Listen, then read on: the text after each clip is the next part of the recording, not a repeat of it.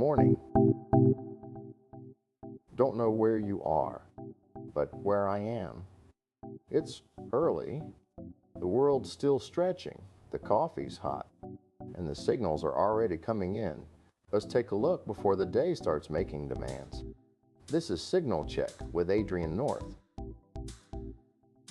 Friday morning, June 12th. The week's nearly done, but the signals, they don't wait for the weekend. Let's see what rolled in while you were sleeping. ShinyHunters. The extortion crew. They've been around, but this week they found something new. An unpatched vulnerability in Oracle PeopleSoft enterprise software that runs payroll, HR, student systems across universities and corporations. The flaw is now tracked as CVE 202635273. And they didn't hesitate. They broke into university systems, exfiltrated data, and then the demand, pay up or we publish.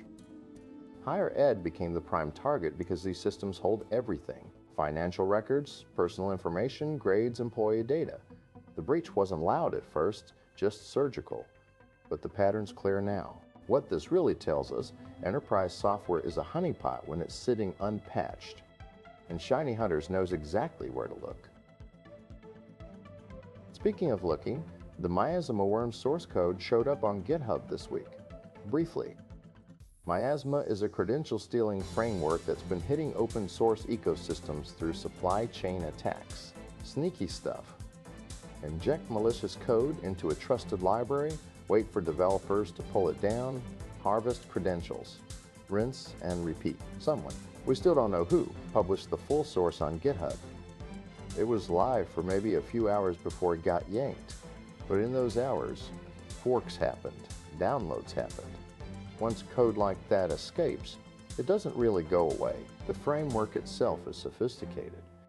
It automates the kind of supply chain poisoning that used to require serious effort. Now it's templated. And that's the signal here. The barrier to entry for this kind of attack just dropped. AI agents.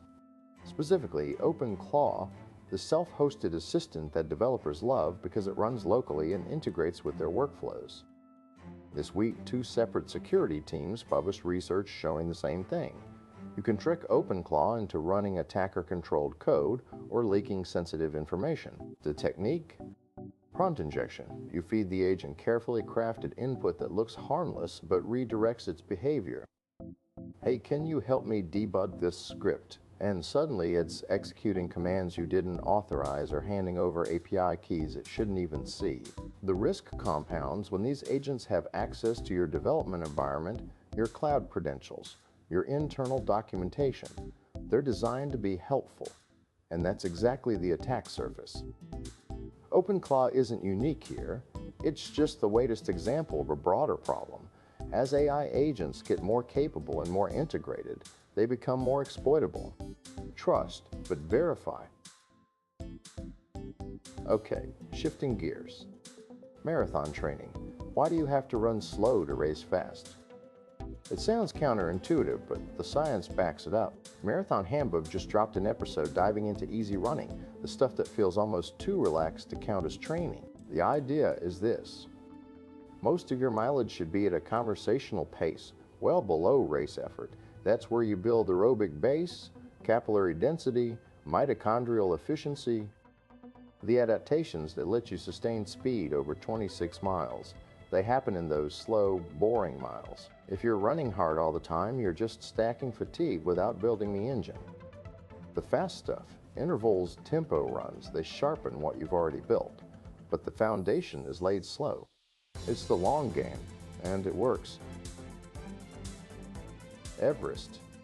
The 2026 climbing season just wrapped, and it set a record, the highest number of summits ever. Sounds like a success, right? But the Sherpas and guides who make those summits possible, they're calling for radical change, overcrowding, safety compromises, environmental degradation. The mountain is buckling under the weight of commercial expeditions. The Sherpas who carry the heaviest loads and take the biggest risks are saying enough. They want stricter permits, better compensation, more control over how the mountain is managed. This isn't just about Everest. It's about what happens when a place becomes a checklist item instead of a pilgrimage. The people who live and work there, they see it first, and they're telling us something's broken. And finally, SpaceX. The company's been private for years, but rumors of an IPO keep swirling.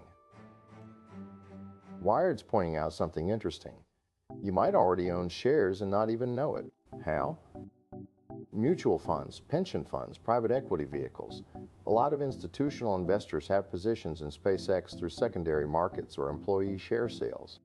If you've got a diversified portfolio or a 401k with exposure to certain funds, there's a decent chance you're indirectly invested. The piece also touches on Siri's AI makeover, Apple's pushing deeper into conversational intelligence, and the surveillance story involving the Knicks owner, facial recognition at games, tracking fans. The usual creep of technology into spaces we used to think were just fun, but the SpaceX angle is the one that sticks. Ownership is getting opaque. You might be invested in the future of Mars and not even realize it until the S1 drops. That's Signal Check for today. Close the tabs, step outside, the day's waiting. We'll talk again next time.